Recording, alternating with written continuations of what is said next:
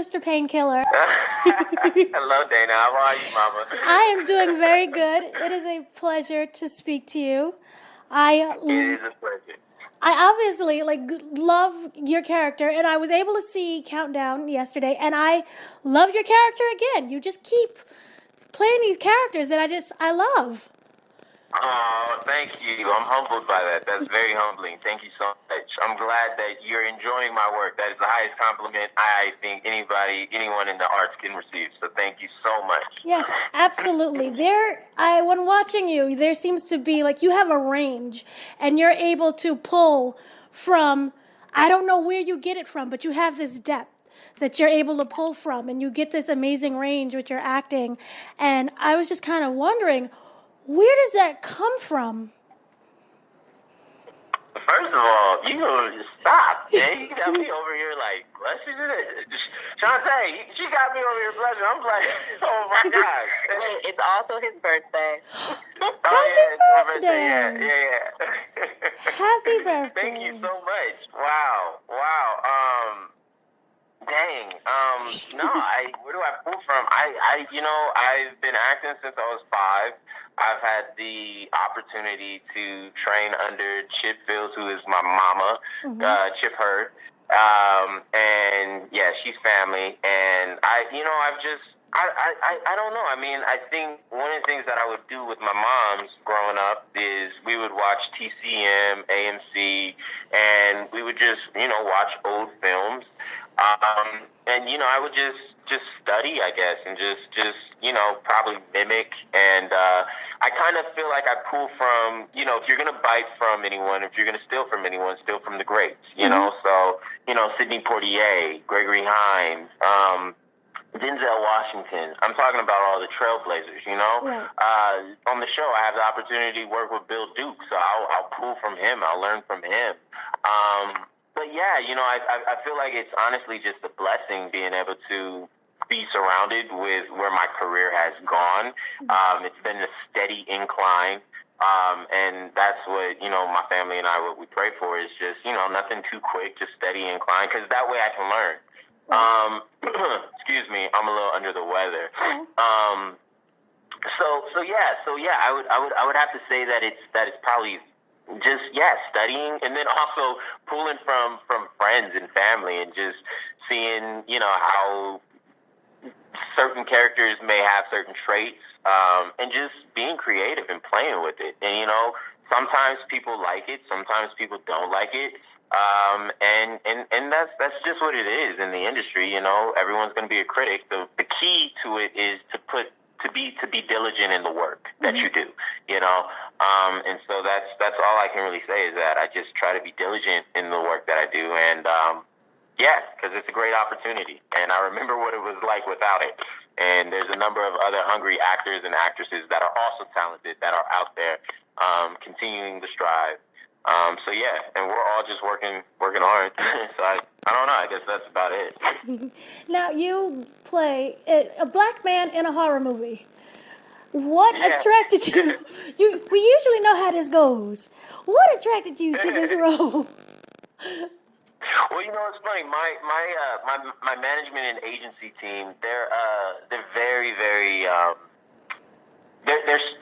love what they do. So I believe Matt was originally written as to be a Caucasian white male, but my team, they've numerously, and I've told them to do it too.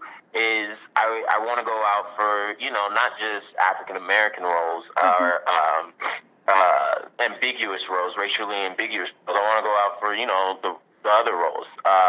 One of the So I feel like they saw something, they saw an opportunity, and, we also looked at the fact that it's STX Films, which is, an up-and-coming entertainment company that has done some really good work, really good work. And, I mean, I'm really excited about, I believe it's 21 Bridges that's coming out next with Chadwick. They also did that. But yeah, so it's also looking at people to have the opportunity to work with. And yeah, so being able to play a black man in a horror film, it was just, it was something that I guess wasn't originally written, but it just turned out that they liked me. And yeah, it's a matter of taking those shots and seeing whatever God provides. And lo and behold, here I am being interviewed by you. Well, the thing also is that I'm fascinated with is that you play these very tormented characters. Matt is very tormented by his past. Khalil had a very tormenting life. Is there something that you, as an actor, that you look for in order to connect with a character, in order to bring him to life? Well, absolutely. This actually stems from my studies in Greek mythology. Growing up, I love history, and in my love for Greek mythology, you see that within the Iliad or the Odyssey, as Homer's works, as examples, there's always a tragedy within the main hero, and I think that's something that's continued throughout the timeline of storytelling with all of the greats. So I try to always find what is the tragedy within the different characters, or what is their folly. And, for Khalil, his biggest tragedy, I think I have a huge responsibility with Khalil that we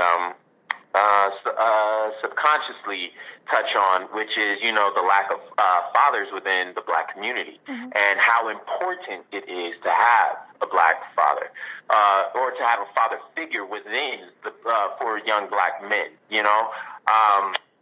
because that's one of the things that we see, at least for me, that we continue to see with my character in Black Lightning as Khalil.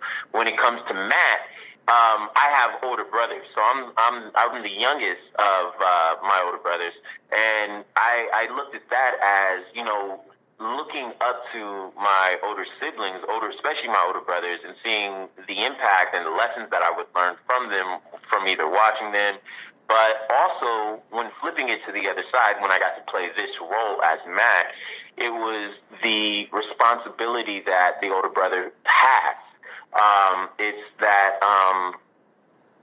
it is a responsibility, and it's a duty, and it's one that's actually one that an older sibling would take as the highest regard, to be able to be such a positive influence, hopefully to be a positive influence on their younger siblings. So when we saw with Matt, as he was carrying that weight, carrying that chip on his shoulder from how he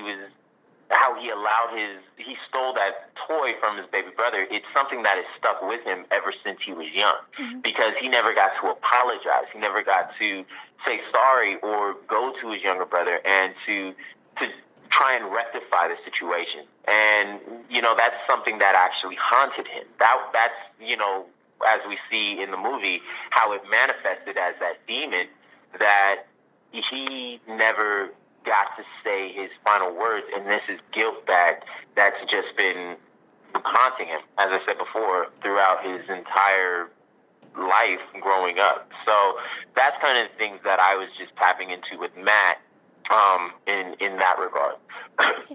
Now, talk about a little bit with the filming. Now, I'm going to assume that it was a lot of maybe green screen or blue screen, especially with the special effects in that bathroom scene. There's a wonderful kind of, you get a moment of redemption with the younger brother. Right. Because of the technicalities of it, as an actor, how do you stay grounded and always in the moment? Well, that has to go with the imagination, and you know what? I have to honestly give a lot of credit to my nieces and nephews, because whenever I get to hang out with them, I'm big Uncle Jordan, and we're just always make believe in our plane or anything. And for me, that just exercises that tool of imagination. I mean, yeah, for me, it's a lot of fun. We used green screen. I mean, on Black Lightning, we used green screen. But if you watch the show, or not the show, but the movie, The Jungle Book, I mean, you had Jon Favreau, who was, directing a young kid who is playing make-believe with all these different green screen make-believe animals, or also Mowgli, which is on Netflix. And the reason why I bring that up is because, I mean, these kids, like, they're using their imagination, and that's one of the elements of cinema, or not just cinematography, but of storytelling that is imperative, especially with to be able to tell a story or to be able to create a world, whether it's adventurous or whether it's horror and scary, because we had to play into that fear. And, you have a camera, or you have two setups of cameras that are sitting right in front of you. It's like, how do you get into that? Well, you use the imagination, and you just live in it, and you sit in it. Now, you don't let it become, everything. I mean, because I'm not a method actor, and nothing against method actors. But yeah, you gotta be a little bit cautious in how far you allow yourself to get caught up in it. So. Now, you also seem to have... Wait, one last question. One last question, okay. With Matt, and his journey, if you could write the ending, how do you see Matt, will he be able to reconcile with his brother? What would be that perfect moment for Matt?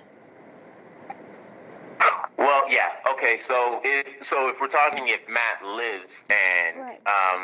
To be able to reconcile with that, I think it would be coming to grips with, as you saw with Elizabeth's character, it's coming to grips with realizing that it's not your fault and forgiving yourself. I think that's the biggest thing that Matt had to learn, was to forgive himself and to allow himself to, after that forgiveness, to live his life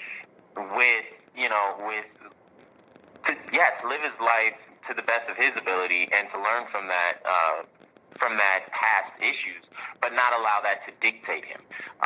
My grandfather would always tell me, I'm trying to remember, he says, don't let your past dictate your future. Mm-hmm. I'm sorry, don't let your past paralyze your future. And so for Matt, that's what he needed to hear and to know. Thank you so much. No, thank you, Dana. It is such a pleasure.